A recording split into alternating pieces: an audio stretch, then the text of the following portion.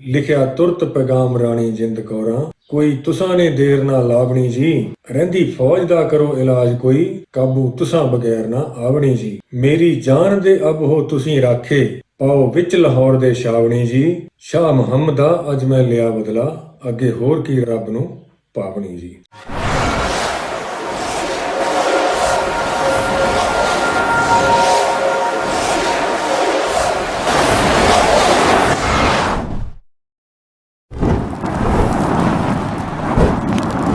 ਸਤਿ ਸ਼੍ਰੀ ਅਕਾਲ ਜੀ ਸਾਰਿਆਂ ਨੂੰ। ਮੈਂ ਹਮੇਸ਼ਾ ਹੀ ਤਾਂ ਤੁਹਾਡਾ ਆਪਣਾ ਸਤਿੰਦਰ ਸਿੰਘ ਪਰਹਾਰ।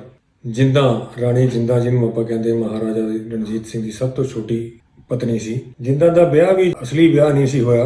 ਮਹਾਰਾਜਾ ਰਣਜੀਤ ਸਿੰਘ ਦੀ ਉਮਰ ਉਸ ਟਾਈਮ ਬਹੁਤ ਸੀ। ਜਿੰਦਾਂ ਦੇ ਫਾਦਰ ਨੇ ਜੋ ਮੰਨਾ ਸਿੰਘ ਔਲਖ ਸੀ, ਉਸਨੇ ਕਾਫੀ ਵਾਰ ਰਿਕੁਐਸਟ ਕੀਤੀ ਸੀ ਮੇਰੀ ਕੁੜੀ ਬਹੁਤ ਸੋਹਣੀ ਹੈ, ਤੁਸੀਂ ਉਹਦੇ ਨਾਲ ਵਿਆਹ ਕਰਾ ਲਓ। ਤਾਂ ਮਹਾਰਾਜਾ ਰਣਜੀਤ ਸਿੰਘ ਨੇ ਇੱਕ ਤਲਵਾਰ ਤੇ ਇੱਕ ਤੀਰ ਆਪਣੇ ਭੇਜੇ ਸੀਗੇ, ਜਿਹਦੇ ਨਾਲ ਉਹਦੇ ਫੇਰੇ ਹੋਏ। ਰਾਣੀ ਜਿੰਦਾਂ ਨੇ ਅੰਗਰੇਜ਼ਾਂ ਨੂੰ ਚਿੱਠੀ ਕਿਉਂ ਲਿਖੀ? ਲਿਖਿਆ ਤੁਰਤ ਪੈਗਾਮ ਰਾਣੀ ਜਿੰਦ ਕੌਰਾਂ, ਕੋਈ ਤੁਸਾਂ ਨੇ ਦੇਰ ਨਾ ਲਾਵਣੀ ਜੀ, ਰਹਿੰਦੀ ਫੌਜ ਦਾ ਕਰੋ ਇਲਾਜ ਕੋਈ, ਕਾਬੂ ਤੁਸਾਂ ਬਗੈਰ ਨਾ ਆਵਣੀ ਜੀ। ਮੇਰੀ ਜਾਨ ਦੇ ਅਬ ਹੋ ਤੁਸੀਂ ਰਾਖੇ, ਪਾਓ ਵਿੱਚ ਲਾਹੌਰ ਦੇ ਛਾਵਣੀ ਜੀ।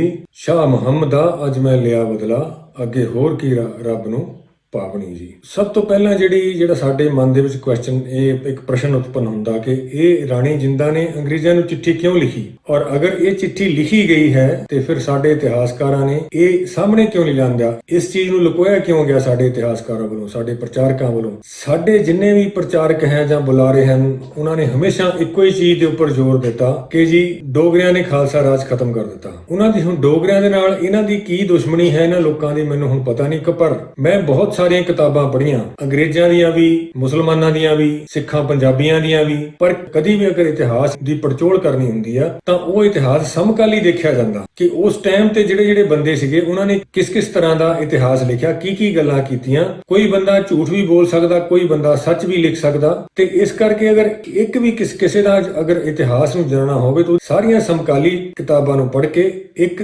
ਨਿਚੋੜ ਤੇ ਪਹੁੰਚਿਆ ਜਾਂਦਾ ਕਿ ਇਹ ਜਿਹੜਾ ਚੀਜ਼ ਹੈਗੀ ਆ ਇਹ ਕਿਉਂ ਹੋਈ। ਅਗਰ ਅਸੀਂ ਅੰਗਰੇਜ਼ਾਂ ਨੂੰ ਦੇਖੀਏ ਤਾਂ ਅੰਗਰੇਜ਼ਾਂ ਨੇ ਤਾਂ 1706 ਤੋਂ ਹੀ ਜੋ ਪੰਜਾਬੀ ਸੀਗੇ ਇਹਨਾਂ ਨੂੰ ਪੜ੍ਹਨਾ ਸ਼ੁਰੂ ਕਰ ਦਿੱਤਾ ਸੀਗਾ, ਕਿਉਂਕਿ ਉਹ ਦਿੱਲੀ ਤੱਕ ਪਹੁੰਚ ਗਏ ਸੀਗੇ ਉਸ ਟਾਈਮ ਤੇ। ਪਹਿਲਾਂ ਕਲਕੱਤੇ ਬੈਠ ਕੇ, ਫਿਰ ਲੁਧਿਆਣੇ ਬੈਠ ਕੇ, ਦਿੱਲੀ ਬੈਠ ਕੇ ਬਹੁਤ ਸਾਰੀਆਂ ਕਿਤਾਬਾਂ ਲਿਖੀਆਂ। ਸਾਡੇ ਆਪਣਿਆਂ ਨੇ ਵੀ, ਜੋ ਮੁਸਲਮਾਨਾਂ ਨੇ ਲਿਖੀਆਂ ਜੋ ਉਸ ਟਾਈਮ ਦੇ ਸੀਗੇ, ਕੁਝ ਸਿੱਖਾਂ ਨੇ ਲਿਖੀਆਂ, ਪੰਜਾਬੀ ਸਨਾਤਨੀ, ਉਹਨਾਂ ਨੇ ਵੀ ਕਿਤਾਬਾਂ ਲਿਖੀਆਂ। ਹਰ ਇੱਕ ਚੀਜ਼ ਨੂੰ ਪੜਚੋਲ ਕਰਦੇ। ਇਹਨਾਂ ਦੇ ਵਿੱਚੋਂ ਜਿਹੜੀ ਇੱਕ ਕਿਤਾਬ ਜੋ ਬਹੁਤ ਅਹਿਮ ਦੇਖੀ ਜਾਂਦੀ ਹੈ ਖਾਲਸਾ ਰਾਜ ਦੇ ਇਤਿਹਾਸ ਦੇ ਲਈ, ਮਹਾਰਾਜਾ ਰਣਜੀਤ ਸਿੰਘ ਦੇ ਰਾਜ ਕਿਵੇਂ ਸ਼ੁਰੂ ਹੋਇਆ ਤੇ ਉਹਦਾ ਅੰਤ ਕਿਵੇਂ ਹੋਇਆ, ਸਭ ਤੋਂ ਬੜੀ ਮਹੱਤਵਪੂਰਨ ਜਿਹੜੀ ਕਿਤਾਬ ਹੈ ਲਿਖੀ ਗਈ, ਉਹ ਲਿਖੀ ਗਈ ਆ ਸ਼ਾਹ ਮੁਹੰਮਦ ਵੱਲੋਂ, ਜੰਗਨਾਮਾ ਸਿੰਘਾਂ ਤੇ ਫਰੰਗੀਆਂ। ਇਹਨੂੰ ਸਭ ਤੋਂ ਮਹੱਤਵਪੂਰਨ ਸਰੋਤ ਮੰਨਿਆ ਜਾਂਦਾ ਹੈ। ਇਹ ਜੋ ਤੁਸੀਂ 5-7 ਲਾਈਨਾਂ ਸੁਣੀਆਂ ਪਹਿਲਾਂ, ਇਹ ਇਸੇ ਕਿਤਾਬ ਦੇ ਵਿੱਚ ਹੀ ਹੈ। ਅਸੀਂ ਆਮ ਭਾਸ਼ਾ ਦੇ ਵਿੱਚ ਬੋਲ ਦਿੰਦੇ ਹੈਗੇ ਕਿ ਜੰਗ ਹਿੰਦ ਪੰਜਾਬ ਦਾ ਹੋਣ ਲੱਗਾ, ਦੋਵੇਂ ਪਾਤਸ਼ਾਹੀ ਫੌਜਾਂ ਭਾਰੀਆਂ ਨੇ, ਅੱਜ ਹੋਵੇ ਸਰਕਾਰ ਤਾਂ ਮੁੱਲ ਪਾਵੇ, ਜਿਹੜੀਆਂ ਖਾਲਸੇ ਨੇ ਤੇਗਾਂ ਮਾਰੀਆਂ। ਇਸ ਸੰਬੰਧ ਦੇ ਵਿੱਚ ਜੋ ਸਰਕਾਰ ਕਿਹਾ ਗਿਆ, ਸਰਕਾਰੇ ਖਾਲਸਾ ਮਹਾਰਾਜਾ ਰਣਜੀਤ ਸਿੰਘ ਨੂੰ ਕਿਹਾ ਜਾਂਦਾ ਸੀ। ਮਹਾਰਾਜਾ ਰਣਜੀਤ ਸਿੰਘ ਤੋਂ ਬਾਅਦ ਉਹਦੇ ਪੁੱਤਰ ਨੂੰ ਜੋ ਗੱਦੀ ਮਿਲੀ, ਪੁੱਤਰ ਤੋਂ ਬਾਅਦ ਉਹਦੇ ਪੋਤੇ ਨੂੰ ਮਿਲਣੀ ਸੀ। ਉਸੇ ਹੀ ਦਿਨ ਕੰਵਰ ਨਿਹਾਲ ਸਿੰਘ ਦਾ ਜੋ ਛੱਜਾ ਡਿੱਗਣ ਦੇ ਨਾਲ ਉਹਦੀ ਮੌਤ ਹੋ ਗਈ। ਉਹ ਤੋਂ ਬਾਅਦ ਫਿਰ ਜੋ ਸਥਿਤੀ ਸੀ ਉਹ ਸਾਰਿਆਂ ਨੂੰ ਪਤਾ ਉਹ ਕਿਸ ਤਰ੍ਹਾਂ ਦੀ ਹੋ ਗਈ। ਅਖੀਰ ਦੇ ਵਿੱਚ ਗੱਲ ਪਹੁੰਚ ਗਈ ਮਹਾਰਾਜਾ ਸ਼ੇਰ ਸਿੰਘ ਦੇ ਉੱਪਰ। ਮਹਾਰਾਜਾ ਸ਼ੇਰ ਸਿੰਘ ਜਦੋਂ ਲਾਹੌਰ ਦੇ ਬਾਦਸ਼ਾਹ ਬਣੇ, ਥੋੜੇ ਟਾਈਮ ਦੇ ਬਾਅਦ ਉਹਨਾਂ ਨੂੰ ਸੰਧਾ ਵਾਲੀਆਂ ਨੇ ਕਤਲ ਕਰ ਦਿੱਤਾ। ਉਹਦੇ ਪੁੱਤਰ ਨੂੰ ਜੋ 10-11 ਸਾਲ ਦਾ ਸੀ, ਉਹਨੂੰ ਵੀ ਉਹਨਾਂ ਨੇ ਕਤਲ ਕਰ ਦਿੱਤਾ। ਉਸੇ ਹੀ ਦਿਨ ਲਾਹੌਰ ਦਰਬਾਰ ਦੇ ਵਿੱਚ ਕਿਲੇ ਦੇ ਵਿੱਚ ਪਤਾ ਨਹੀਂ ਕਿੰਨੇ ਉਹਨਾਂ ਨੇ ਮੌਤ ਦੇ ਘਾਟ ਉਤਾਰ ਦਿੱਤੇ। ਉਹ ਤੋਂ ਬਾਅਦ ਫਿਰ ਕੀਤਾ ਕੀ, ਉਸੇ ਦਿਨ ਸ਼ਾਮ ਨੂੰ ਦਲੀਪ ਸਿੰਘ ਨੂੰ ਲਿਆਂਦਾ ਗਿਆ, ਜੋ ਰਾਣੀ ਜਿੰਦਾਂ ਦਾ, ਲੋਕੀ ਤੁਹਾਨੂੰ ਮਹਾਰਾਣੀ ਕਹਿੰਦੇ ਹੈ, ਪਰ ਜੋ ਨੇ ਸਾਡੇ ਨਾਲ ਗਦਾਰੀ ਕੀਤੀ ਹੈ, ਮੈਂ ਤੁਹਾਨੂੰ ਰਾਣੀ ਵੀ ਨਹੀਂ ਮੰਨਦਾ। ਹੁਣ ਉਹ ਤੁਹਾਨੂੰ ਪਤਾ ਲੱਗ ਜਾਣਾ ਵੀ ਉਹ ਕਿਉਂ ਨਹੀਂ ਮੰਨਦਾ। ਹੁਣ ਮੈਂ ਤੁਹਾਨੂੰ ਉਹੀ ਅਸਲੀ ਇਤਿਹਾਸ ਦੱਸਣ ਲੱਗਾ। ਜਿੰਦਾਂ ਦੇ ਮੁੰਡੇ ਨੂੰ ਲਿਆਂਦਾ ਗਿਆ ਦਲੀਪ ਸਿੰਘ, ਉਹਨੂੰ ਗੱਦੀ ਤੇ ਬਿਠਾਇਆ ਗਿਆ ਸੰਧਾ ਵਾਲੀਆਂ ਨੇ। ਗੱਦੀ ਤੇ ਤਾਂ ਬਿਠਾ ਦਿੱਤਾ, ਹੁਣ ਉਹਦੇ ਰਾਜ ਤਿਲਕ ਵੀ ਕਰਨਾ ਸੀ। ਰਾਜ ਤਿਲਕ 'ਚ ਕੀ ਕੀਤਾ, ਧਿਆਨ ਸਿੰਘ ਡੋਗਰੇ ਨੂੰ ਮਾਰਿਆ ਸੀ। ਧਿਆਨ ਸਿੰਘ ਡੋਗਰੇ ਦੇ ਖੂਨ ਦਾ ਟਿੱਕਾ ਲਾਇਆ ਗਿਆ ਦਲੀਪ ਸਿੰਘ ਨੂੰ, ਜੋ ਇਹ ਸ਼ਾਹ ਮੁਹੰਮਦ ਨੇ ਵੀ ਆਪਣੇ ਉਹਦੇ ਵਿੱਚ ਲਿਖਿਆ ਕਿ ਰਾਜੇ ਦੇ ਖੂਨ ਦਾ ਜੋ ਟਿੱਕਾ ਹੈ ਉਹ ਦਲੀਪ ਸਿੰਘ ਨੂੰ ਲਾਇਆ ਗਿਆ। ਜਿੰਦਾਂ ਨੂੰ ਥੋੜਾ ਜਿਹਾ ਬੁਰਾ ਤਾਂ ਲੱਗਾ, ਪਰ ਉਹਨੂੰ ਇਸ ਗੱਲ ਦੀ ਖੁਸ਼ੀ ਵੀ ਸੀ ਕਿ ਮੇਰਾ ਜਿਹੜਾ ਬੱਚਾ ਹੈਗਾ ਉਹ ਪੰਜਾਬ ਦਾ ਰਾਜਾ ਬਣ ਰਿਹਾ, ਲਾਹੌਰ ਦੇ ਕਿਲੇ ਦਾ ਬਾਦਸ਼ਾਹ ਬਣ ਰਿਹਾ। ਚਲੋ ਠੀਕ ਹੈ, ਦਲੀਪ ਸਿੰਘ ਨੂੰ ਗੱਦੀ ਤੇ ਬਿਠਾ ਦਿੱਤਾ। ਤੇ ਹੁਣ ਮੰਤਰੀ ਕਿਹਨੂੰ ਬਣਾਇਆ? ਅੱਜ ਧਿਆਨ ਸਿੰਘ ਮਾਰਿਆ ਗਿਆ, ਕੱਲ ਸਵੇਰੇ ਧਿਆਨ ਸਿੰਘ ਦਾ ਮੁੰਡਾ ਹੀਰਾ ਸਿੰਘ, ਜਿਹਨੂੰ ਰਾਜਾ ਹੀਰਾ ਸਿੰਘ ਵੀ ਕਹਿੰਦੇ ਆ, ਉਹਨੂੰ ਮੰਤਰੀ ਬਣਾ ਦਿੱਤਾ ਗਿਆ। ਧਿਆਨ ਸਿੰਘ ਨੂੰ ਮਾਰਿਆ, ਉਹਦੇ ਭਰਾ ਨੂੰ ਪਤਾ ਲੱਗੀ, ਉਹਦਾ ਭਰਾ ਲਾਹੌਰ ਦੇ ਬਾਹਰ ਫੌਜ ਲੈ ਕੇ ਆ ਗਿਆ ਕਿ ਇਹ ਦਲੀਪ ਸਿੰਘ ਦੀ ਵਜ੍ਹਾ ਦੇ ਨਾਲ ਮੇਰਾ ਭਰਾ ਮਾਰਿਆ, ਮੈਂ ਹੁਣ ਦਲੀਪ ਸਿੰਘ ਨੂੰ ਮਾਰ ਦੇਣਾ। ਹੁਣ ਉਧਰ ਚਾਚਾ ਤੇ ਇੱਧਰ ਭਤੀਜਾ ਮੰਤਰੀ ਆ। ਹੁਣ ਭਤੀਜੇ ਦਾ ਜੋ ਫਰਜ਼ ਬਣਦਾ, ਸਭ ਤੋਂ ਪਹਿਲਾਂ ਜੋ ਇੱਕ ਛਤਰੀਏ ਦਾ, ਇੱਕ ਰਾਜਪੂਤ ਦਾ ਫਰਜ਼ ਹੈ, ਉਹ ਇਹ ਹੈ ਕਿ ਆਪਣੇ ਰਾਜ ਭਾਗ ਦੀ ਰੱਖਿਆ ਕਰਨੀ। ਜਦੋਂ ਹੀਰਾ ਸਿੰਘ ਨੂੰ ਪਤਾ ਲੱਗਾ ਕਿ ਮੇਰਾ ਚਾਚਾ ਲਾਹੌਰ ਦੇ ਬਾਹਰ ਡੇਰਾ ਬਣਾ ਕੇ ਬੈਠ ਗਿਆ ਤੇ ਉਹ ਕਹਿੰਦਾ ਮੈਂ ਦਲੀਪ ਸਿੰਘ ਨੂੰ ਮਾਰਨਾ, ਤੇ ਇਹਨੇ ਉਹਦੇ ਉੱਪਰ ਚੜ੍ਹਾਈ ਕਰ ਦਿੱਤੀ, ਆਪਣਾ ਚਾਚਾ ਮਾਰ ਦਿੱਤਾ। ਜਿਹੜੀਆਂ ਅਸੀਂ ਕਹਿੰਦੇ ਹੈਗੇ ਨੇ ਵੀ ਡੋਗਰਿਆਂ ਨੇ ਗਦਾਰੀਆਂ ਕੀਤੀਆਂ, ਜਿੰਨਾ ਖੂਨ ਡੋਗਰਿਆਂ ਦਾ ਡੁੱਲਿਆ ਨਾ ਸਰਕਾਰੀ ਖਾਲਸਾ ਲਈ, ਉਹਨਾਂ ਕਿਸੇ ਹੋਰ ਦਾ ਨਹੀਂ ਡੁੱਲਿਆ। ਬਹੁਤ ਲੋਕ ਗੁਲਾਬ ਸਿੰਘ ਨੂੰ, ਜੋ ਜੰਮੂ ਦੇ ਡੋਗਰਾ ਰਾਜਾ ਸੀਗੇ ਗੁਲਾਬ ਸਿੰਘ, ਉਹਨੂੰ ਬਹੁਤ ਗਾਲਾਂ ਕੱਢਦੇ ਆ, ਉਹਨੇ ਜੀ ਪੰਜਾਬੀਆਂ ਨਾਲ ਗਦਾਰੀ ਕੀਤੀ। ਗੁਲਾਬ ਸਿੰਘ ਕੀ ਕਰਦਾ? ਗੁਲਾਬ ਸਿੰਘ ਦੇ 2 ਭਰਾ ਲਾਹੌਰ ਦਰਬਾਰ ਦੀ ਭੇਟਾ ਚੜ੍ਹ ਗਏ। ਗੁਲਾਬ ਸਿੰਘ ਦਾ ਮੁੰਡਾ ਉਹ ਲਾਹੌਰ ਦਰਬਾਰ ਦੀ ਭੇਟਾ ਚੜ੍ਹ ਗਿਆ। ਗੁਲਾਬ ਸਿੰਘ ਦਾ ਭਤੀਜਾ ਉਹ ਲਾਹੌਰ ਦਰਬਾਰ ਦੀ ਭੇਟਾ ਚੜ੍ਹ ਗਿਆ। ਹੁਣ ਇੰਨਾ ਕੁਝ ਹੋਣ ਦੇ ਬਾਵਜੂਦ ਵੀ ਹੁਣ ਤੁਸੀਂ ਸੋਚਦੇ ਆ ਕਿ ਉਹ ਲਾਇਲਟੀ ਦਿਖਾਏਗਾ ਕਿ ਉਹਨਾਂ ਬਾਰੇ ਜਿਨ੍ਹਾਂ ਨੇ ਉਹਦਾ ਭਰਾ ਮਾਰ ਦਿੱਤਾ, ਉਹਦਾ ਭਤੀਜਾ ਮਾਰ ਦਿੱਤਾ, ਉਹਦਾ ਮੁੰਡਾ ਵੀ ਮਾਰ ਦਿੱਤਾ। ਤੇ ਹੁਣ ਮੈਂ ਗੱਲ ਕਰਦਾ ਹੈਗਾ ਵੀ ਇਹ ਬੰਦ ਜੋ ਲਿਖੇ ਗਏ ਹੈਗੇ ਆ, ਲਿਖਿਆ ਤੁਰਤ ਪੈਗਾਮ ਰਾਣੀ ਜਿੰਦ ਕੌਰਾਂ। ਰਾਣੀ ਜਿੰਦ ਕੌਰਾਂ ਨੇ ਅੰਗਰੇਜ਼ਾਂ ਨੂੰ ਚਿੱਠੀ ਕਿਉਂ ਲਿਖੀ? ਰਾਜਾ ਹੀਰਾ ਸਿੰਘ ਨੂੰ ਮੰਤਰੀ ਬਣਾ ਦਿੱਤਾ। ਉਹ ਤੋਂ ਬਾਅਦ ਹੁਣ ਰਾਣੀ ਜਿੰਦਾਂ ਦਾ ਭਰਾ ਸੀ ਇੱਕ ਨਕਮਾ ਜਵਾਹਰ ਸਿੰਘ, ਉਹ ਬਣਨਾ ਚਾਹੁੰਦਾ ਸੀਗਾ ਮੰਤਰੀ। ਜਿੰਦਾਂ ਨੂੰ ਵੀ ਇਹ ਸੀਗਾ ਵੀ ਠੀਕ ਹੈ ਜੀ, ਮੈਂ ਜੀ ਰੀਜੈਂਟ ਬਣ ਗਈ ਆ, ਮੇਰਾ ਮੁੰਡਾ ਬਾਦਸ਼ਾਹ ਹੈ ਤੇ ਮੇਰਾ ਜਿਹੜਾ ਭਰਾ ਹੈ ਉਹ ਮੰਤਰੀ ਹੋਣਾ ਚਾਹੀਦਾ। ਜੋ ਰਾਜਾ ਹੀਰਾ ਸਿੰਘ ਸੀਗਾ ਉਹਨੂੰ ਮਾਰ ਦਿੱਤਾ, ਕਿਉਂਕਿ ਉਹ ਜਦੋਂ ਸਭ ਕੁਝ ਉਹਨੇ ਦੇਖਿਆ ਵੀ ਹੁਣ ਤਾਂ ਸਭ ਕੁਝ ਇਹ ਤਾਂ ਗਦਾਰੀਆਂ ਹੋਣ ਲੱਗ ਪਈਆਂ, ਤੇ ਉਹ ਵਾਪਸ ਚੱਲਿਆ ਸੀ ਜੰਮੂ। ਇਹਨਾਂ ਨੇ ਰਾਹ ਦੇ ਵਿੱਚ ਇੱਕ ਅਟਾਰੀ ਵਾਲਾ ਸਰਦਾਰ ਸੀਗਾ, ਉਹਦੀ ਕੁੜੀ ਦੇ ਨਾਲ ਦਲੀਪ ਸਿੰਘ ਦੀ ਮੰਗਣੀ ਕੀਤੀ ਹੋਈ ਸੀਗੀ। ਜੋ ਪੰਡਿਤ ਜੱਲਾ ਤੇ ਹੀਰਾ ਸਿੰਘ ਦੋਨੋਂ ਜੰਮੂ ਨੂੰ ਜਾ ਰਹੇ ਸੀ, ਇਹਨਾਂ ਨੂੰ ਰਸਤੇ 'ਚ ਮਾਰ ਦਿੱਤਾ। ਹੁਣ ਰਾਣੀ ਜਿੰਦਾਂ ਨੇ ਜੋ ਮੰਤਰੀ ਸੀ ਉਹ ਆਪਣਾ ਭਰਾ ਬਣਾ ਦਿੱਤਾ ਜਵਾਹਰ ਸਿੰਘ। ਜਵਾਹਰ ਸਿੰਘ ਕਹਿੰਦੇ ਬਹੁਤ ਹੀ ਨਿਕੰਮਾ ਆਦਮੀ ਸੀਗਾ। ਹੁਣ ਜਿਸ ਬੰਦੇ ਨੇ ਕੋਈ ਰਾਜ ਭਾਗ ਕਦੀ ਦੇਖਿਆ ਹੀ ਨਾ ਹੋਵੇ, ਉਹ ਅਗਰ ਉਹ ਲਾਲਚ ਵਿੱਚ ਆ ਵੀ ਜਾਵੇ ਤਾਂ ਉਹ ਰਾਜ ਭਾਗ ਚਲਾ ਨਹੀਂ ਸਕਦਾ। ਹੁਣ ਜਵਾਹਰ ਸਿੰਘ ਬਣ ਗਿਆ ਮੰਤਰੀ। ਜਵਾਹਰ ਸਿੰਘ ਨੇ ਕੀ ਕੀਤਾ? ਮਹਾਰਾਜਾ ਰਣਜੀਤ ਸਿੰਘ ਦੇ 2 ਮੁੰਡੇ ਅਜੇ ਜਿਉਂਦੇ ਸਨ, 2 ਰਾਜਕੁਮਾਰ, ਕੁੰਵਰ ਪਿਸ਼ੌਰਾ ਸਿੰਘ ਤੇ ਕੁੰਵਰ ਕਸ਼ਮੀਰਾ ਸਿੰਘ। ਇਹਨੂੰ ਹੁਣ ਖਤਰਾ ਪੈ ਗਿਆ ਕਿ ਇਹਨਾਂ ਦੋਹਾਂ ਨੇ ਅਗਰ ਬਗਾਵਤ ਕਰ ਦਿੱਤੀ ਤਾਂ ਜੋ ਮੇਰਾ ਭਾਣਜਾ ਆ ਦਲੀਪ ਸਿੰਘ, ਉਹਦੀ ਗੱਦੀ ਜਾਂਦੀ ਲੱਗਣੀ ਆ। ਤੇ ਇਹਨੇ ਉਹਨਾਂ ਦੋਨਾਂ ਨੂੰ ਜਵਾਹਰ ਸਿੰਘ ਨੇ ਧੋਖੇ ਨਾਲ ਮਰਾ ਦਿੱਤਾ, ਕੁੰਵਰ ਪਿਸ਼ੌਰਾ ਸਿੰਘ ਨੂੰ ਵੀ ਤੇ ਕੁੰਵਰ ਕਸ਼ਮੀਰਾ ਸਿੰਘ ਨੂੰ ਵੀ। ਬਹੁਤ ਸਾਰੇ ਅਸੀਂ ਗੁਲਾਬ ਸਿੰਘ ਡੋਗਰਾ ਨੂੰ ਗਾਲਾਂ ਕੱਢਦੇ ਹਾਂ, ਬਹੁਤ ਮਾੜਾ ਬੰਦਾ ਸੀ। ਉਹਨੇ ਸਿੱਖਾਂ ਨਾਲ ਗਦਾਰੀ ਕੀਤੀ। ਉਹਨੇ ਸਿੱਖਾਂ ਨਾਲ ਗਦਾਰੀ ਤਾਂ ਕੀ ਕਰਨੀ ਸੀ, ਉਹਨੇ ਤਾਂ ਆਪਣਾ ਦੇਸ਼ ਬਚਾ ਲਿਆ, ਉਹਨੇ ਆਪਣੇ ਬੰਦੇ ਬਚਾ ਲਏ, ਉਹਨੇ ਆਪਣੀ ਧਰਤੀ ਬਚਾ ਲਈ ਅੰਗਰੇਜ਼ਾਂ ਦੇ ਨਾਲ ਸਮਝੌਤਾ ਕਰਕੇ। ਔਰ ਅੰਗਰੇਜ਼ਾਂ ਨੂੰ ਵੀ ਸਭ ਤੋਂ ਜ਼ਿਆਦਾ ਖਤਰਾ ਜੋ ਹੈਗਾ ਉਹ ਡੋਗਰਾ ਪਰਿਵਾਰ ਤੋਂ ਹੀ ਸੀਗਾ। ਜਿੰਨੀ ਦੇਰ ਧਿਆਨ ਸਿੰਘ ਡੋਗਰਾ ਜਿਉਂਦਾ ਸੀਗਾ, ਅੰਗਰੇਜ਼ ਸਤਲੁਜ ਪਾਰ ਨਹੀਂ ਕਰ ਸਕਿਆ। ਬੇਸ਼ੱਕ ਮਹਾਰਾਜਾ ਰਣਜੀਤ ਸਿੰਘ ਦੀ ਮੌਤ ਵੀ ਹੋ ਚੁੱਕੀ ਸੀ। ਅੰਗਰੇਜ਼ ਦੇ ਹੌਸਲੇ ਤਾਂ ਹੀ ਵਧੇ ਆ ਜਦੋਂ ਧਿਆਨ ਸਿੰਘ ਡੋਗਰਾ ਨੂੰ ਮਾਰ ਦਿੱਤਾ ਗਿਆ ਸੰਧਾ ਵਾਲੀਆਂ ਵੱਲੋਂ। ਔਰ ਸੰਧਾ ਵਾਲੀਆ ਜਿਹੜੇ ਹੈਗੇ ਆ, ਇਹੋ ਅੰਗਰੇਜ਼ਾਂ ਦੇ ਹੀ ਪਾਲਤੂ ਸਨ। ਇਹ ਅੰਗਰੇਜ਼ਾਂ ਦੇ ਕੋਲ ਹੀ ਰਹਿ ਕੇ ਆਏ ਸਨ। ਇਹਨਾਂ ਨੂੰ ਲੈ ਕੇ ਵੀ ਜਦੋਂ ਮਹਾਰਾਜਾ ਸ਼ੇਰ ਸਿੰਘ ਗੱਦੀ ਤੇ ਬੈਠੇ ਆ, ਮਹਾਰਾਜਾ ਸ਼ੇਰ ਸਿੰਘ ਨੇ ਹੀ ਇਹਨਾਂ ਨੂੰ ਵਾਪਸ ਮੰਗਾਇਆ ਵੀ ਤੁਸੀਂ ਸਾਡੇ ਨਜ਼ਦੀਕੀਆਂ ਵਾਪਸ ਆ ਜਾਓ। ਤੇ ਇਹਨਾਂ ਨੇ ਫਿਰ ਗਦਾਰੀ ਕੀਤੀ, ਸ਼ੇਰ ਸਿੰਘ ਨੂੰ ਮਾਰ ਦਿੱਤਾ। ਹੁਣ ਰਾਣੀ ਜਿੰਦਾਂ ਨੇ ਇਹ ਅੰਗਰੇਜ਼ਾਂ ਨੂੰ ਕਿਉਂ ਚਿੱਠੀ ਲਿਖੀ? ਲਿਖਿਆ ਤੁਰਤ ਪੈਗਾਮ ਰਾਣੀ ਜਿੰਦ ਕੌਰਾਂ। ਹੀਰਾ ਸਿੰਘ ਡੋਗਰਾ ਜਦੋਂ ਮੰਤਰੀ ਬਣ ਗਿਆ, ਥੋੜੀ ਦੇਰ ਬਾਅਦ ਉਹਨੂੰ ਅਹਿਸਾਸ ਹੋ ਗਿਆ ਵੀ ਇਹਨਾਂ ਨੇ ਮੇਰਾ ਪਿਓ ਵੀ ਮਾਰ ਦਿੱਤਾ, ਮੇਰਾ ਚਾਚਾ ਵੀ ਮੇਰੇ ਹੱਥੋਂ ਮਰਵਾ ਦਿੱਤਾ, ਮੇਰੇ ਇੱਕ ਚਾਚੇ ਦਾ ਮੁੰਡਾ ਵੀ ਮਰ ਗਿਆ, ਤੇ ਇਹ ਜਿਹੜੇ ਹੈਗੇ ਹੁਣ ਇਹ ਮੈਨੂੰ ਵੀ ਮਾਰਨਗੇ। ਵੀ ਇਹ ਇਸ ਵੇਲੇ ਜੋ ਹੈ ਨਾ, ਇਹ ਗੱਦਾਰ ਇਕੱਠੇ ਹੋ ਗਏ। ਇਹ ਹੁਣ ਖਾਲਸਾ ਰਾਜ ਨਹੀਂ, ਇਹ ਆਪਣੀ ਲਾਲਚ ਦੇ ਉੱਪਰ ਆ ਗਏ ਸਾਰੇ ਦੇ ਸਾਰੇ। ਤੇ ਹੀਰਾ ਸਿੰਘ ਜੋ ਹੈ ਉਹਨੇ ਆਪਣਾ ਜੋ ਮੰਤਰੀ ਪਦ ਛੱਡ ਕੇ ਉਹ ਆਪਣੇ ਦੇਸ਼, ਆਪਣੇ ਚਾਚੇ ਕੋ ਗੁਲਾਬ ਸਿੰਘ ਕੋ ਤੁਰ ਪਿਆ ਜੰਮੂ ਜਾਣ ਨੂੰ। ਜਦੋਂ ਇਹ ਦਲੀਪ ਸਿੰਘ ਨੂੰ ਬਿਠਾਇਆ ਗਿਆ ਗੱਦੀ ਦੇ ਉੱਪਰ, ਉਦੋਂ ਹੀ ਜਿੰਦਾਂ ਨੇ ਉਹਦੀ ਮੰਗਣੀ ਅਟਾਰੀ ਵਾਲੇ ਸਰਦਾਰ ਨਜੋਤ ਸਿੰਘ ਦੀ ਬੱਚੀ ਨਾਲ ਕਰ ਦਿੱਤੀ। ਹੁਣ ਜੋ ਉਹ ਇਹਦਾ ਵਫਾਦਾਰ ਬਣ ਗਿਆ ਵੀ ਮੇਰੀ ਤਾਂ ਕੁੜੀ ਅੱਗੇ ਰਾਣੀ ਬਣਨੀ ਆ, ਉਹਨੂੰ ਮਗਰ ਭੇਜਿਆ ਇਹਨਾਂ ਨੇ ਵੀ ਇਹਨਾਂ ਨੂੰ ਮਾਰ ਦਿਓ। ਰਾਣੀ ਜਿੰਦਾਂ ਦੇ ਭਰਾ ਜਵਾਹਰ ਸਿੰਘ ਨੇ, ਤੇ ਉਹਨਾਂ ਦੇ ਰਸਤੇ ਦੇ ਵਿੱਚ ਉਹ ਪੰਡਿਤ ਜੱਲਾ ਨੂੰ ਵੀ ਮਾਰ ਦਿੱਤਾ ਤੇ ਹੀਰਾ ਸਿੰਘ ਡੋਗਰਾ ਨੂੰ ਵੀ ਮਾਰ ਦਿੱਤਾ। ਤੇ ਹੁਣ ਮੰਤਰੀ ਬਣ ਗਿਆ ਜਿੰਦਾਂ ਦਾ ਭਰਾ ਜਵਾਹਰ ਸਿੰਘ, ਜੋ ਸਭ ਤੋਂ ਨਿਕੰਮਾ ਬੰਦਾ ਸੀ, ਜਿਸ ਬੰਦੇ ਨੂੰ ਇਹ ਵੀ ਨਹੀਂ ਪਤਾ ਸੀ ਕਿ ਰਾਜ ਭਾਗ ਦੇ ਵਿੱਚ ਅੰਦਰ ਬੈਠਿਆ ਕਿੱਦਾਂ ਜਾਂਦਾ ਤੇ ਰਾਜ ਭਾਗ ਤੋਂ ਚਲਾਉਣਾ, ਤਾਂ ਉਹ ਤਾਂ ਗੱਲਾਂ ਹੀ ਛੱਡ ਦਿਓ। ਮਹਾਰਾਜਾ ਰਣਜੀਤ ਸਿੰਘ ਦੇ 2 ਬੜੇ ਪੁੱਤਰ ਜੋ ਅਜੇ ਜਿਉਂਦੇ ਸਨ, ਕੁੰਵਰ ਪਿਸ਼ੌਰਾ ਸਿੰਘ ਤੇ ਕੁੰਵਰ ਕਸ਼ਮੀਰਾ ਸਿੰਘ। ਇਹਨੂੰ ਹੁਣ ਸਭ ਤੋਂ ਜ਼ਿਆਦਾ ਜੋ ਡਰ ਲੱਗ ਗਿਆ ਵੀ ਉਹ ਹੁਣ ਬਗਾਵਤ ਕਰਨਗੇ ਤੇ ਮੇਰੇ ਭਾਣਜੇ ਦੀ ਜੋ ਗੱਦੀ ਹੈਗੀ ਆ ਉਹਨੂੰ ਖਤਰਾ ਪੈਦਾ ਕਰਨਗੇ। ਤੇ ਨਾਲ ਰਲ ਗਿਆ ਅਟਾਰੀ ਵਾਲਾ, ਕਿਉਂਕਿ ਹੁਣ ਉਹਦੀ ਕੁੜੀ ਦੇ ਨਾਲ ਦਲੀਪ ਸਿੰਘ ਦਾ ਮੰਗਣਾ ਹੋਇਆ ਸੀ। ਤੇ ਇਹਨਾਂ ਨੇ ਮਹਾਰਾਜਾ ਰਣਜੀਤ ਸਿੰਘ ਦੇ ਦੋਨੋਂ ਪੁੱਤਰ ਮਾਰ ਦਿੱਤੇ।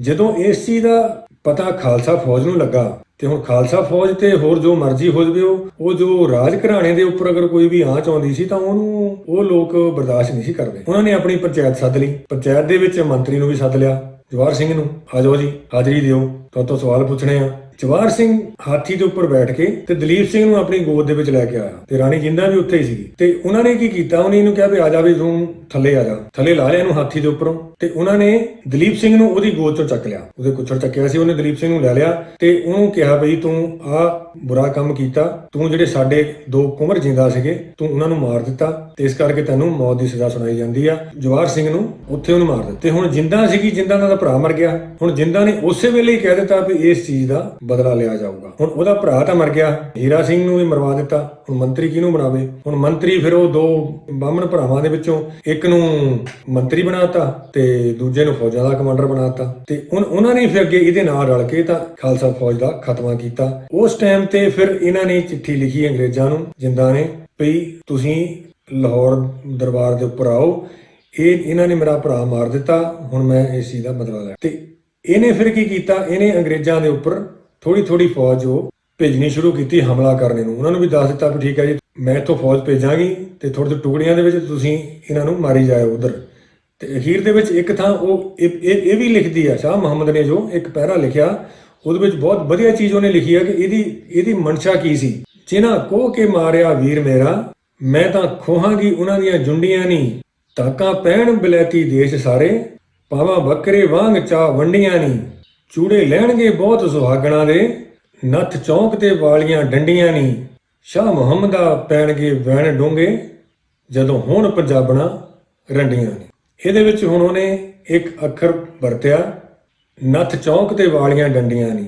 ਨੱਥ ਦਾ ਮਤਲਬ ਇਹ ਹੈਗਾ ਵੀ ਜੋ ਮੁਸਲਮਾਨਾਂ ਦੀਆਂ ਜਦੋਂ ਮੁਸਲਮਾਨਾਂ ਕੁੜੀਆਂ ਦੇ ਵਿਆਹ ਹੁੰਦੇ ਆ ਉਹਨਾਂ ਦੇ ਇੱਕ ਕੋਕਾ ਪਾਇਆ ਜਾਂਦਾ ਨੱਕ ਦੇ ਵਿੱਚ, ਉਹਨੂੰ ਨੱਥ ਕਿਹਾ ਜਾਂਦਾ। ਵੀ ਉਹ ਮੁਸਲਮਾਨਾਂ ਦੀ ਇਹੀ ਨਿਸ਼ਾਨੀ ਆ ਵੀ ਇਹ ਕੁੜੀ ਦਾ ਹੁਣ ਵਿਆਹ ਹੋ ਗਿਆ, ਇਹ ਵਹੁਟੀ ਬਣ ਗਈ ਕਿਸੇ ਦੀ। ਜਿੰਨੀ ਦੇਰ ਕੁਆਰੀ ਹੁੰਦੀ ਮੁਸਲਮਾਨਾਂ ਦੀ ਕੁੜੀ ਉਹ ਨੱਕ ਦੇ ਵਿੱਚ ਕੋਕਾ ਨਹੀਂ ਪਾਉਂਦੀ। ਤੇ ਉਹੀ ਜਿਹੜਾ ਉਹ ਹਿੰਦੂਆਂ ਦੇ ਸਿੱਖਾਂ ਦੇ ਵਿੱਚ ਰਿਵਾਜ ਸੀਗਾ ਵੀ ਜਿਹੜੀ ਬਾਲੀਆਂ ਜਦੋਂ ਪਾਈਆਂ ਜਾਂਦੀਆਂ, ਜਿਹੜੀਆਂ ਗੋਲ ਬਾਲੀਆਂ ਆ ਉਹ ਸੁਹਾਗਣਾ ਪਾਉਂਦੀਆਂ ਸਨ ਤੇ ਜਿਹੜੀਆਂ ਡੰਡੀਆਂ ਵਾਲੀਆਂ ਬਾਲੀਆਂ ਸੀ ਜੋ ਕੰਨਾਂ ਦੇ ਵਿੱਚ ਡੰਡੀਆਂ ਪਾਈਆਂ ਜਾਂਦੀਆਂ ਸਨ ਉਹ ਉਹੀ ਔਰਤ ਪਾਉਂਦੀ ਸੀ ਜਿਸ ਔਰਤ ਦਾ ਪਤੀ ਮਰ ਚੁੱਕਾ ਸੀ।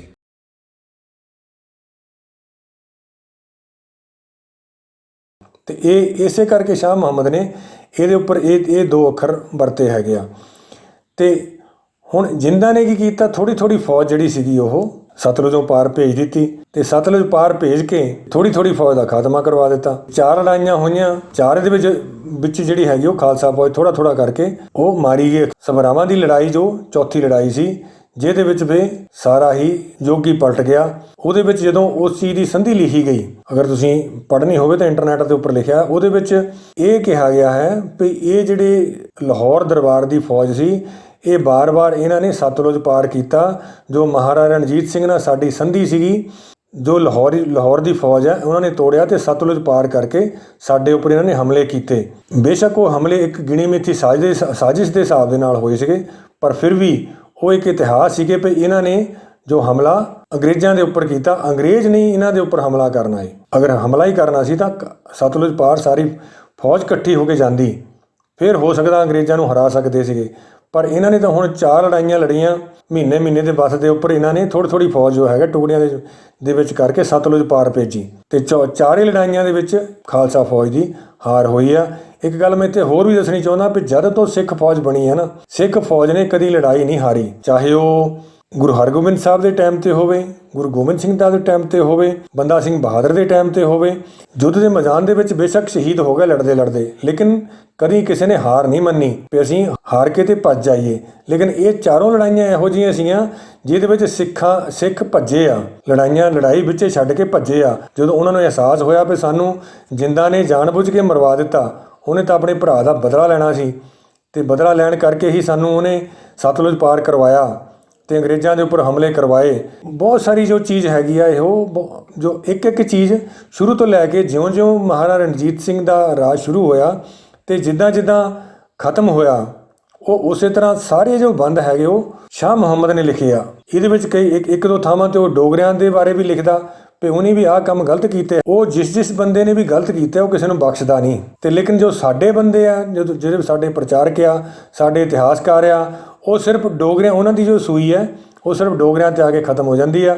ਉੱਥੋਂ ਹਟ ਕੇ ਉਹ ਅੱਗੇ ਨਹੀਂ ਕਹਿੰਦੇ ਵੀ ਠੀਕ ਹੈ ਵੀ ਰਾਣੀ ਜਿੰਦਾਂ ਨੇ ਵੀ ਇਸ ਦੇ ਵਿੱਚ ਰੋਲ ਬਹੁਤ ਵੱਡਾ ਅਦਾ ਕੀਤਾ ਖਾਲਸਾ ਫੌਜ ਨੂੰ ਖਤਮ ਕਰਨ ਦਾ। ਪਹਾੜਾ ਸਿੰਘ ਬਰਾੜ ਨੇ ਵੀ ਬਹੁਤ ਵੱਡਾ ਰੋਲ ਕੀਤਾ ਖਾਲਸਾ ਰਾਜ ਨੂੰ ਖਤਮ ਕਰਨ ਦਾ, ਜਿਹਨੇ ਸਾਰੀਆਂ ਆਪਣੀਆਂ ਜੋ ਫੌਜ ਦੀਆਂ ਘੁੰਡੀਆਂ ਸੀ ਜਾ ਕੇ ਅੰਗਰੇਜ਼ਾਂ ਨੂੰ ਦੱਸ ਦਿੱਤੀਆਂ ਸੀਆਂ। ਜਿੰਦਾਂ ਨੇ ਹੋਰ ਵੀ 2-3 ਚਿੱਠੀਆਂ ਲਿਖੀਆਂ ਸੀਆਂ ਜੋ ਅੰਗਰੇਜ਼ਾਂ ਨੂੰ ਅੱਜ ਕੱਲ੍ਹ ਇੰਟਰਨੈਟ 'ਤੇ ਮਿਲ ਜਾਂਦੀਆਂ, ਅਗਰ ਕਿਸੇ ਨੇ ਪੜ੍ਹਨੀਆਂ ਹੋਣ ਤਾਂ ਪੜ੍ਹ ਸਕਦਾ। ਅਤੇ ਉਹਨੇ ਜੇਲ੍ਹ ਤੋਂ ਪਹਿਲਾਂ ਵੀ ਲਿਖੀਆਂ ਅਤੇ ਜੇਲ੍ਹ 'ਤੇ ਜਦੋਂ ਉਹਨੂੰ ਜੇਲ੍ਹ 'ਚ ਪਾ ਤਾ ਉਹਨੇ ਫਿਰ ਵੀ ਲਿਖੀਆਂ ਚਿੱਠੀਆਂ ਅੰਗਰੇਜ਼ਾਂ ਨੂੰ। ਜੇਲ੍ਹ ਦੇ ਵਿੱਚ ਵੀ ਜਾ ਕੇ ਕਹਿੰਦੀ ਵੀ ਤੁਸੀਂ ਉਹ ਆਪਣੇ ਵਾਅਦੇ ਦੇ ਉੱਪਰ ਤੁਸੀਂ ਕਾਇਮ ਨਹੀਂ ਰਹੇ। ਸਾਫ਼ ਇੱਥੇ ਵੀ ਹੋ ਜਾਂਦਾ ਵੀ ਅੰਦਰਗਤੀ ਇਹਨਾਂ ਦੀ ਜੋ ਗਿਟਮਿਟ ਸੀਗੀ, ਮੈਂ ਆਪਣੇ ਭਰਾ ਦੀ ਮੌਤ ਦਾ ਬਦਲਾ ਲੈਣਾ ਅਤੇ ਤੁਸੀਂ ਖਾਲਸਾ ਫੌਜ ਖਤਮ ਕਰੋ। ਜਿੰਦਾਂ ਨੂੰ ਜੇਲ੍ਹ 'ਚ ਪਾ ਤਾ। ਹੁਣ ਅੰਗਰੇਜ਼ਾਂ ਨੇ ਤਾਂ ਹੁਣ ਦੇਖਣਾ ਸੀ ਵੀ ਠੀਕ ਹੈ ਜੀ ਹੁਣ ਸਾਡੇ ਵਿਰੁੱਧ ਬਗਾਵਤ ਨਾ ਕਰੇ, ਸਾਨੂੰ ਤਾਂ ਲਾਹੌਰ 'ਤੇ ਕਬਜ਼ਾ ਚਾਹੀਦਾ। ਉਹਨਾਂ ਨੇ ਫਿਰ ਇਹਨੂੰ ਵੀ ਫੜ ਕੇ ਅੰਦਰ ਕਰ ਦਿੱਤਾ। ਉੱਥੋਂ ਫਿਰ ਜਦੋਂ ਇਹਨੂੰ ਕਹਿੰਦੇ ਵੀ ਇਹ ਭੱਜ ਗਈ, ਇਹ ਭੱਜ ਨਹੀਂ ਗਈ, ਇਹਨੂੰ ਉਹਨਾਂ ਨੇ ਆਪ ਭਜਾਇਆ ਕਿਉਂਕਿ ਦਲੀਪ ਸਿੰਘ ਨੂੰ ਉਹ ਇੰਗਲੈਂਡ ਲੈ ਗਏ ਸੀਗੇ। ਇੱਕ ਗੱਲ ਅਗਰ ਮੰਨ ਲੈਂਦੇ ਹਾਂ ਵੀ ਇਹ ਉੱਥੋਂ ਭੱਜ ਗਈ, ਅਗਰ ਭੱਜ ਗਈ ਤਾਂ ਫਿਰ ਇਹ ਇੰਗਲੈਂਡ ਕਿੱਦਾਂ ਪਹੁੰਚੀ? ਅਗਰ ਜਿਸ ਬੰਦੇ ਨੇ ਜੇਲ੍ਹ ਤੋੜੀ ਹੋਵੇ ਉਹਨੂੰ ਫਿਰ ਬਖਸ਼ਿਆ ਜਾਂਦਾ, ਉਹਨੂੰ ਤਾਂ ਫਿਰ ਸਜ਼ਾ ਮਿਲਦੀ ਆ, ਉਹਦੇ ਉੱਪਰ ਮੁਕੱਦਮਾ ਚਲਾਇਆ ਜਾਂਦਾ। ਇਹ ਜੋ ਬਹੁਤ ਵੱਡੀ ਇੱਕ ਸਾਜ਼ਿਸ਼ ਸੀਗੀ ਜਿਹਦਾ ਕੇਂਦਰ ਬਿੰਦੂ ਹਮੇਸ਼ਾ ਤੋਂ ਰਾਣੀ ਜਿੰਦਾਂ ਦੇ ਆਲੇ ਦੁਆਲੇ ਘੁੰਮਿਆ ਸ਼ੁਰੂ ਤੋਂ ਲੈ ਕੇ ਅਖੀਰ ਤੱਕ। ਖਾਲਸਾ ਫੌਜ ਦੇ ਇਤਿਹਾਸ ਦਾ ਇਹ ਇੱਕ ਕਾਲਾ ਪੰਨਾ ਸੀ ਜੋ ਜਿੰਦਾਂ ਨੇ ਲਿਖਿਆ। ਲੇਕਿਨ ਸਾਡੇ ਜੋ ਪ੍ਰਚਾਰਕ ਆ ਉਹਨਾਂ ਨੇ ਸਿਰਫ ਜਿੰਦਾਂ ਨੂੰ ਇਹੀ ਕਿਹਾ ਵੀ ਇਹ ਤਾਂ ਸਾਡੀ ਜੀ ਮਹਾਰਾਣੀ ਸੀ। ਉਹਨੇ ਇਹ ਨਹੀਂ ਕਿਸੇ ਨੇ ਕਿਹਾ ਵੀ ਇਹ ਮਹਾਰਾਣੀ ਸੀ, ਇਹਨੇ ਸਾਡੇ ਲਈ ਕੀਤਾ ਕੀ, ਖਾਲਸਾ ਫੌਜ ਖਤਮ ਕਰ ਦਿੱਤੀ। ਬਹੁਤ ਸਾਰੇ ਮੁਸਲਮਾਨਾਂ ਨੇ ਵੀ ਇਹ ਚੀਜ਼ ਕਿਤਾਬਾਂ ਲਿਖੀਆਂ, ਅੰਗਰੇਜ਼ਾਂ ਨੇ ਲਿਖੀਆਂ, ਪੰਜਾਬੀਆਂ ਨੇ ਲਿਖੀਆਂ। ਘੱਟ ਤੋਂ ਘੱਟ ਵੀ ਜੇ ਅਗਰ ਅਸੀਂ ਦੇਖੀਏ 1800 ਤੋਂ ਲੈ ਕੇ ਜਦੋਂ ਤੱਕ ਮਹਾਰਾਜਾ ਰਣਜੀਤ ਸਿੰਘ ਨੇ ਮਹਾਰਾਜਾ ਦਾ ਖਿਤਾਬ ਲਿਆ 1900 ਤੱਕ ਤਕਰੀਬਨ 60-70 ਕਿਤਾਬਾਂ ਲਿਖੀਆਂ ਗਈਆਂ। 60-70 ਕਿਤਾਬਾਂ ਤਾਂ ਮੈਂ ਦੇਖੀਆਂ ਜੇ ਇਹ ਤੋਂ ਜ਼ਿਆਦਾ ਵੀ ਹੋ ਸਕਦੀਆਂ, ਜਿਹਦੇ ਵਿੱਚ ਅੰਗਰੇਜ਼ੀ, ਪੰਜਾਬੀ ਅਤੇ ਫਾਰਸੀ ਦੀਆਂ ਕਿਤਾਬਾਂ ਆ। ਇਹ ਇੱਕ ਸਾਡਾ ਬਹੁਤ ਬੜਾ ਜੋ ਕਾਲਾ ਇਤਿਹਾਸ ਸੀਗੀ ਇਸ ਟਾਈਮ ਦਾ। ਅਤੇ ਸਾਡੀ ਫੌਜ ਅੱਜ ਬੇਸ਼ੱਕ ਕਹਿੰਦੇ ਹੈਗੇ ਜੀ ਸਾਨੂੰ ਖਾਲਿਸਤਾਨ ਚਾਹੀਦਾ, ਸਾਨੂੰ ਖਾਲਿਸਤਾਨ ਚਾਹੀਦਾ। ਵੀ ਜਿਸ ਵੇਲੇ ਸਾਡੇ ਕੋਲ ਮਹਾਰਾਜਾ ਰਣਜੀਤ ਸਿੰਘ ਦਾ ਟਾਈਮ ਸੀਗਾ ਉਹ ਖਾਲਿਸਤਾਨ ਹੀ ਸੀਗਾ, ਉਹਨੂੰ ਬਰਬਾਦ ਕਿਹਨੇ ਕੀਤਾ? ਉਹਨੂੰ ਸਾਡਿਆਂ ਨੇ ਕੀਤਾ। ਜਿੰਦਾ ਮੇਨ ਸੀ ਉਹਨਾਂ ਦਾ ਕੇਂਦਰ ਬਿੰਦੂ। ਅਤੇ ਗੁਲਾਬ ਸਿੰਘ ਡੋਗਰਾ ਨੂੰ ਕਹਿੰਦੇ ਕਿ ਗੁਲਾਬ ਸਿੰਘ ਡੋਗਰਾ ਨੇ ਸਿੱਖਾਂ ਨਾਲ ਗਦਾਰੀ ਕੀਤੀ। ਉਹਨੇ ਸਿੱਖਾਂ ਨਾਲ ਕਾਹਦੀ ਗਦਾਰੀ ਕੀਤੀ? ਉਸ ਬੰਦੇ ਨੇ ਤਾਂ ਆਪਣੀ ਜ਼ਮੀਨ ਬਚਾ ਲਈ, ਆਪਣੇ ਬੰਦੇ ਬਚਾ ਲਏ। 1849 ਤੋਂ ਲੈ ਕੇ ਜੰਮੂ ਆਜ਼ਾਦ ਵਰਗਾ ਦੇਸ਼ ਹੋਇਆ ਅਤੇ ਸਿੱਖ ਅੱਜ ਤੱਕ ਵੀ ਕਹਿੰਦੇ ਵੀ ਅਸੀਂ ਤਾਂ ਜੀ ਗੁਲਾਮ ਆ। ਪਹਿਲਾਂ ਅਸੀਂ ਅੰਗਰੇਜ਼ਾਂ ਦੇ ਗੁਲਾਮ ਸੀਗੇ ਅਤੇ ਹੁਣ ਅਸੀਂ ਹਿੰਦੁਸਤਾਨ ਸਰਕਾਰ ਦੇ ਗੁਲਾਮ ਆ। ਅਤੇ ਗਦਾਰੀਆਂ ਤਾਂ ਹੁਣ ਵੀ ਬਥੇਰੀਆਂ ਹੁੰਦੀਆਂ। ਹੁਣ ਵੀ ਇੱਕ ਉੱਠਦਾ ਦੂਆ ਉਹਨੂੰ ਵੱਢਣ 'ਤੇ ਤੁਰ ਪੈਂਦਾ, ਠੀਕ ਹੈ ਨਾ। ਫਿਰ ਅਸੀਂ ਕਹਿੰਦੇ ਜੀ ਇਹ ਸਾਡਾ ਸਿੰਘ ਆ, ਉਹ ਫਲਾਨਾ ਗਦਾਰ ਆ, ਫਲਾਣੇ ਨੇ ਗਦਾਰੀ ਕੀਤੀ ਆ। ਉਹ ਵੀ ਸਿੱਖਿਆ ਅਤੇ ਗਦਾਰੀ ਕਰਨ ਵਾਲਾ ਵੀ ਸਿੱਖਿਆ। ਇਹ ਇੱਕ ਸਾਡਾ ਬਹੁਤ ਬੜਾ ਜੋ ਕਾਲਾ ਇਤਿਹਾਸ ਸੀ ਜੋ ਜਿੰਦਾਂ ਦੇ ਟਾਈਮ ਦਾ। ਅਸੀਂ ਬੇਸ਼ੱਕ ਜਿੰਦਾਂ ਨੂੰ ਪ੍ਰਮੋਟ ਕਰਦੇ ਹਮੇਸ਼ਾ, ਲੇਕਿਨ ਜੋ ਸੱਚ ਹੈ ਉਹ ਸੱਚ ਹੀ ਹੈ। ਚਾਹੇ ਕਿਸੇ ਨੂੰ ਮੇਰੀਆਂ ਗੱਲਾਂ ਚੰਗੀਆਂ ਲੱਗਣ ਚਾਹੇ ਨਾ ਚੰਗੀਆਂ ਲੱਗਣ, ਮੈਨੂੰ ਇਸ ਚੀਜ਼ ਦੇ ਉੱਪਰ ਕੋਈ ਫਰਕ ਨਹੀਂ ਪੈਂਦਾ। ਸੱਚ ਹੀ ਰਹਿਣਾ। ਜਿੰਨਾ ਮਰਜ਼ੀ ਲੁਕਾ ਲਓ, ਅੱਜ ਨਹੀਂ ਤਾਂ ਕੱਲ੍ਹ ਨੂੰ ਆ ਜਾਣਾ, ਕੱਲ੍ਹ ਨਹੀਂ ਤਾਂ ਪਰਸੋਂ ਨੂੰ ਸਾਜਣੇ ਦੇ ਬਾਹਰ ਆਉਣਾ ਹੀ ਹੈ। ਸੋ ਇਹ ਸੀ ਅੱਜ ਦਾ ਇਤਿਹਾਸ। ਮੇਰੇ ਵੱਲੋਂ ਸਭ ਨੂੰ ਸਤਿ ਸ਼੍ਰੀ ਅਕਾਲ। ਤੁਹਾਡਾ ਆਪਣਾ ਸਤਿੰਦਰ ਸਿੰਘ ਪਰਹਾਰ।